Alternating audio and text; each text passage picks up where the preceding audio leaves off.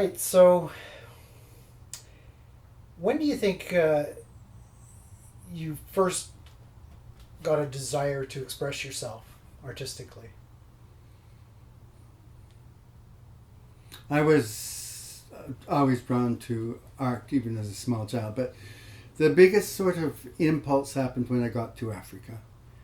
And it was in Mozambique, in rural Mozambique. I came from rural Grand Prairie to rural Mozambique. I thought I was a sophisticated person.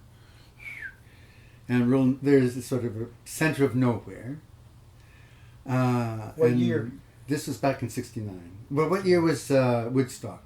I left. 69, yeah. I left in Woodstock. The weekend of Woodstock, I went to Mozambique. no, rural Zambia. Zambia. Rural Zambia, and I went as a QSO teacher. So, and one of my jobs, they first of all had me as a French teacher, and I am ill. I no one can understand my French. Uh-huh. And so I convinced them that maybe I wasn't French. And there was a guy from Mauritius who said, yes, he doesn't speak French. I said, no, I don't speak French. And so they had me doing pre-colonial African history and fine art. Okay. And I started teaching art from the way I had learned it, with all the premises of colors and the golden rules and the this and the that, perspective. And my students just were the worst imaginable. It was just terrible. So finally I say, fuck this noise.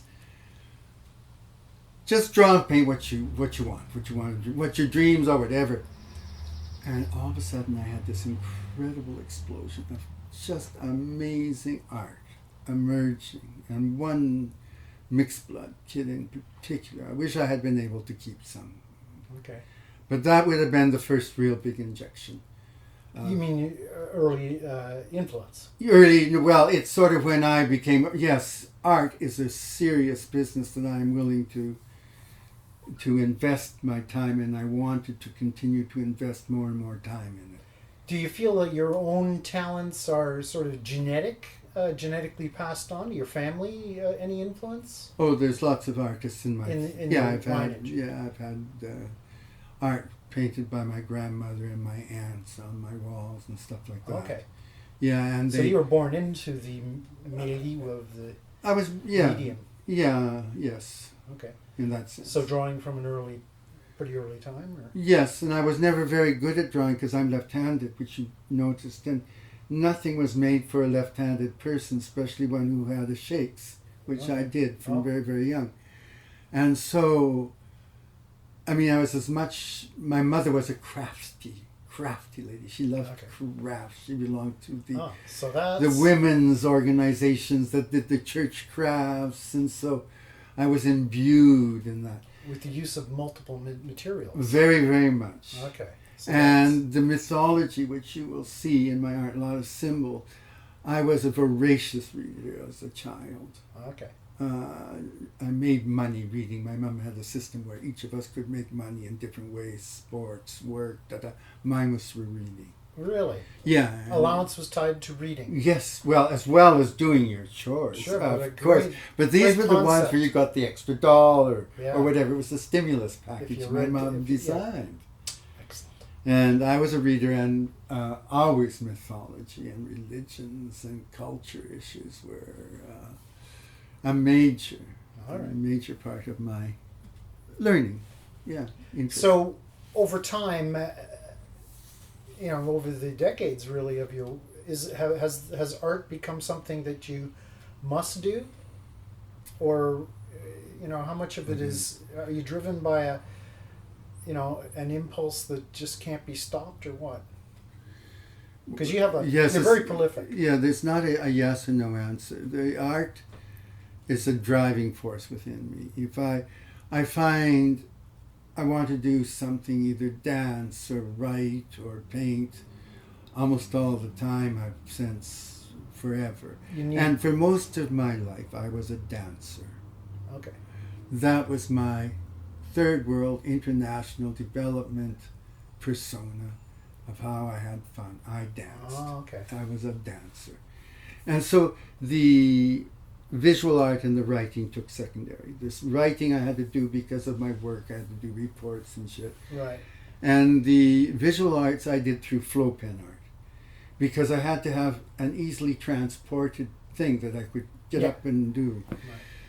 So that was sort of how it all began. But in terms of it becoming compulsion, when I was evacuated out of the war zone of Monrovia in Liberia, and that would be in, I think, the early 1990s. And it was really traumatic, and it changed me fundamentally as a persona, as a person, how I project. And my interests changed, and relationships all changed around that. And I came back, and I did 2 kinds of therapy that worked for me.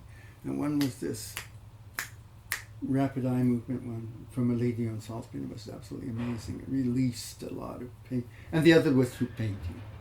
Art therapy. Art therapy. My brother said he had an art gallery. My brother's a really an artist more than, say, I am in a sense. He's identified with the persona longer than I am. Okay. He's writing his thesis on art and how it prevents or slows down the deterioration of the brain in the aged. Sure. So anyways. So he invited me to do art therapy, and that's where those war canvases I told you about that have been translated came out. Okay. Including that one painting that we did, which was the fallen angel, the little boy with these fake butterfly wings on his back, and you see in the background he's holding a rifle, and you see this village burning down. Yeah, and that became a compulsion during that time. Okay. Because it just released a lot. But compulsion. Intuition and training. Where's the balance there with your art? 90% intuition. 90%, eh? Yeah, I'm really not such a super duper guy on technique issues. Well, you don't follow the conventional techniques, but you use a lot of techniques together. Well, yes, I mean, it's not that I'm illiterate in them, because I knew we had a Guido Reni copy in our house that I was passionately in love with. I knew enough about art of the different traditions. But technique, I mean, I've done a few art classes, but it was never what I did. No, but you picked up on the gist of the creative process and have seemed to dive right into it. Well, I basically found out that, creation will just take whatever medium you have and put it together. You can do it almost, yes. The artist is kind of the catalyst in a process that's almost... It goes through you. Yeah. It just goes through you. And that is very much what's happening to me now. Okay. And it's partly because I have time. Right. I don't have job and family responsibilities. So, when you approach a blank canvas, I mean, a lot of artists can stare at it a long time and wonder what to do. Do you pre-visualize something? Do you look at the blank canvas and let it kind of... does any kind of pre-visualization process take place? Or yes, what? I've tried that. Have a concept in mind, you mean, and see if you can apply it to the canvas? Well, a vision. You wake up in the morning, boom, I got to paint this. Well, yeah, but it's sort of a concept, It's a concept, but not of a visual. vision, like going fishing or something. Going fishing. Somebody going Okay. fishing. Let's say All going right. fishing. Okay. This painting here was originally gone fishing. And you can see how close that is to fishing. Looks like you're catching a lot of fish. Yeah, because the first thing, my first thing all of a sudden destroys my concept. It's like, Right. oh, now no, go another direction because I've already... And then the colors take over. And colors is my direction. I work. Okay. That's, I would say, my primary thing is colors. Okay, so... And that's Africa. Yeah, and you're painting almost on an emotional level. Oh, very much. And what comes out is... How it feels. It has to feel right. If it doesn't feel right, I don't work. Do the pieces you end up with generally meet your expectations? No. They've got nothing to do with what I thought I was going in with. Okay, so... They come out so different, each one. I'm always so amazed. Okay. I mean, I can do... There are some pieces. Let me see if I can think of... I don't have any of them up. But yes, I've done like some landscapes where, I can take a picture. And, that one behind you, actually, but you can't see it very well. Okay, anyways. All right. Enough of that. No, well, yeah. But is there a Technique's not my stuff. but technique in that, but underlying themes? Are you following sort of like Yeah. rivulets of Yes. themes? Yes. Like, Transformation is an absolutely critical transformation. metamorphosis. Okay, so our categories were pretty dead on almost. They were, yeah. Yeah. And then I've got a huge sort of spiritual, mythological, cultural theme that just Right. is huge in there Right. too. So world art almost. Yeah, it is. Okay. Yeah. And it goes without saying that you've explored multiple mediums. Yeah. Can you talk a little bit about how you're in fact collaging together your mediums? Yeah. Most of the pictures have sort of more or less a collage effect in that like this one is even using that chalk, like that yellow that you have there in the 5. That's the yellow that comes in one of those luminescent chalk that women use for textiles and stuff. Oh, okay. Yeah. And like this is masking tape here on a painting. And the painting is actually my son in Bougainville, and they eat those blood red beetle nut stuff that comes dripping out. Oh, I They know look that stuff. Absolutely ferocious. Yeah. It was It is. a man-eating culture after all. And anyways, then I used a photo of him, and I used masking tape in the mounting. I used metallic paints. Yeah, so it is very much a collage. It brings together different things. Getting more to some of the soft underbelly of artists, how do you feel about, or are you influenced by the comments of other people of your art? Like how do people commenting on your art influence you in general? And do you like commentary? Can you take critique? Well, try me.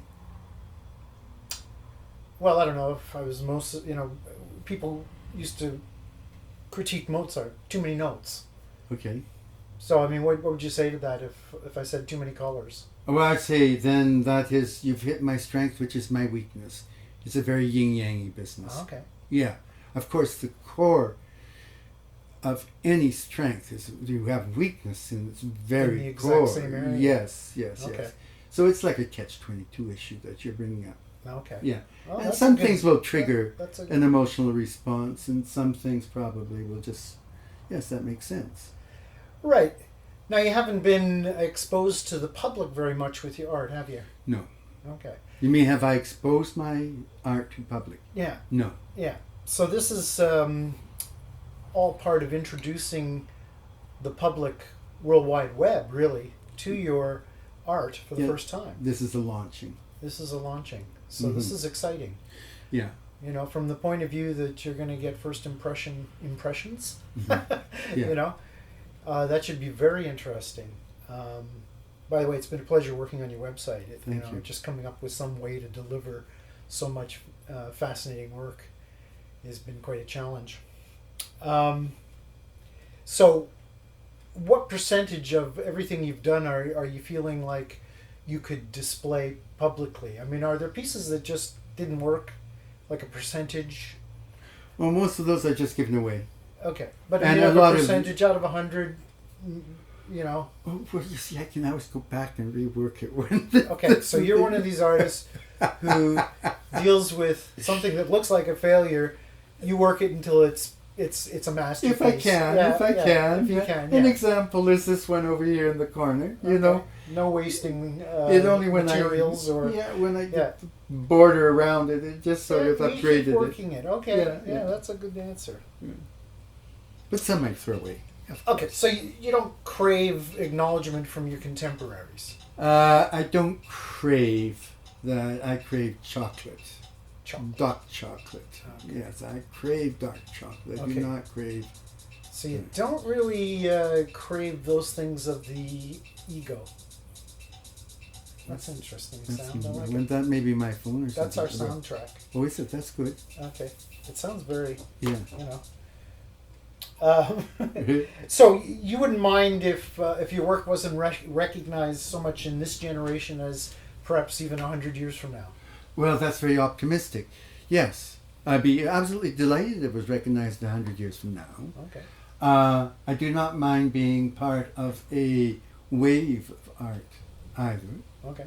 I think I might be a sparkly kind because I like to make my art sparkle. Uh-huh. Yeah, I like the joy of the sparkle, of the glitter, of the metallics. Sure. Just I like that. Yeah. Yeah, you're up on all the latest technological medium that is out there, really. You've composited fluorescent black light paints, and you're using the glitter, and you even used nail polish in one of your pieces, which I'm fascinated by that. We'll pop a picture of that up on the screen. Okay. So, I mean, what's the essential message here in your art?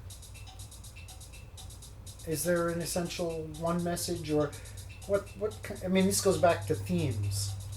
You know, this goes back to you want self-expression, but you have a purposeful kind of message you'd like to people to get when they look at your work. Well, obviously, I mean, in some paintings, very strong messages. Some. This is a Rastafarian message. It's the smoking of the ganja on the full moon. That's a very strong and important message, like the Rastafarian message. Okay. I lived with them, and I really appreciate that cultural religion. And the respect for the herb. Well, no, and because I'm the respect of the poorest of the poor, who its main clientele is. It's a black man's religion. It's the roots religion. Mm-hmm. And I really enjoyed it. And that it combined with herb, how much nicer. Yes. Isn't it fascinating that Canada legalized marijuana probably before Jamaica? Yeah, but well, Jamaica, there's so much business issues involved, of course. Okay. Yeah. Interesting. Yeah, I'd done a World Bank study on it, and that was sort of the end of my first manifestation as a planner, and after that I retired for 7 years after that one. Okay, so your art seems almost apolitical, though. Yes, I would say it is apolitical. I don't think, I'm not a political cartoonist or anything like that. So your message is not of a political nature, really? No, it's not of a political nature. It's of a societal nature more than its political expression. Okay. Yeah. I've lived in all sorts of political systems. Yeah. All right. Well, we don't want to make this interview too long, but I was just curious about where did the impulse come to suddenly decide to come out with your artwork? Because it sounds like you've been doing it a lot longer than you. Well, this is where we go back to this impulse, where something takes over. Okay. This year, when I came back, suddenly the art just became an absolute obsession. All right. And it seems to have done, for me, a quantum leap. And a friend who I appreciate, Yantar, who I really do consider a very, very finely tuned human being in terms of art appreciation, which I am not. But she's very, very, and she said, wow. She says, it's now. And so she was the one, in fact, who really got me going and recognizing it. But I had started to recognize in myself that I was reaching a different way. I began to understand my medium better, and it was just working better. All right. So going back over what we were talking about, comments that she may have made in a lot of your of how you saw. It reaffirmed very much. Yeah. Okay. Yeah. So it's handy. Oh yeah, comments are really, I have nothing against people's comments. All right. As long as they don't mind if I have not necessarily anything for them either. But no, you may not be able to respond. Some will come right in and some they sort of wash off because all right. You don't recognize relevance in them. Okay, well, we're going to be launching your website here this summer. All right. And it looks like we've gone through a lot of the elements behind your work. We may come back and revisit some of this. All right. appreciate your time, Howie, spending this time to really get your stuff sort of have it coalesce into something presentable like that. Well, I hope it hasn't been too limiting for you. I know you. Not at all. You know. In fact, I found it sort of exciting. It's challenging. I had to learn to stretch a canvas. I've never done that. I don't do things like that. I just get somebody to help me or da-da-da-da. But, and even then I didn't do it. Someone came to help me, but I actually was pulling the canvas and shit. Okay, now you started off in the middle, right? Yeah, well, I was corners? taught after this next group I had to do that, yes. All right. I didn't start that way, believe me. Okay. Yeah. Well, listen, thanks very much for spending time with us here, and yeah, we'll be talking to you again. I'm sure there's other comments you've made about your work that will show up on the website. That sounds perfect. Be more detailed. All right. All right. So we are Take care of yourself. finished. Thank you.